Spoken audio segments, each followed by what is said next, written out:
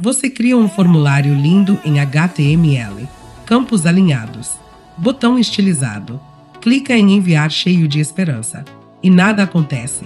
O formulário simplesmente finge que não te conhece. Hoje isso acaba. Primeira coisa, você se cadastra no Formspring. É lá que o seu formulário finalmente ganha um propósito na vida. No painel, você consegue criar formulários, ver quem enviou mensagem, receber tudo no e-mail, se sentir minimamente profissional. Agora clica em criar formulário. Escolhe um nome bonito. No nosso exemplo, formulário ergonômico. Chique, conceitual, quase um projeto de design. O Formspring vai te entregar um ID misterioso.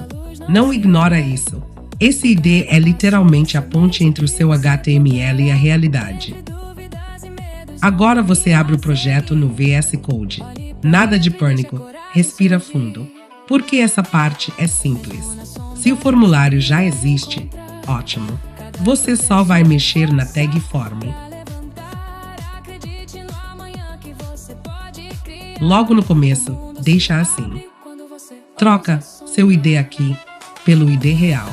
Esse detalhe parece pequeno, mas sem ele, seu formulário vira só decoração. Seus inputs precisam de name. Sem name, o Formspring recebe nada, absolutamente nada. Um grande vazio existencial. Então confere se tem algo como name igual nome, name igual e-mail, name igual mensagem. Pronto, agora ele entende o que você está dizendo. Salva o projeto.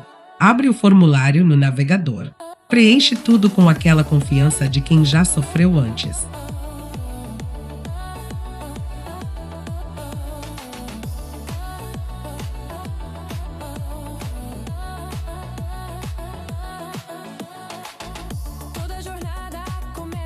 Clica em enviar. E aí, a mensagem de agradecimento aparece. Nesse momento, você finge costume, mas por dentro está. Funcionou. Volta no Formspring. Lá estão os dados enviados, organizados, bonitos.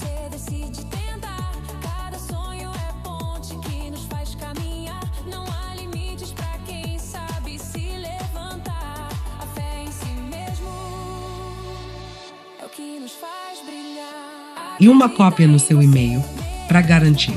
Seu formulário agora. Envia, registra e não te ignora mais.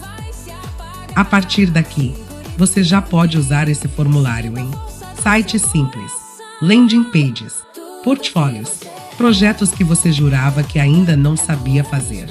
Sem back-end, sem dor, sem tutorial de 3 horas.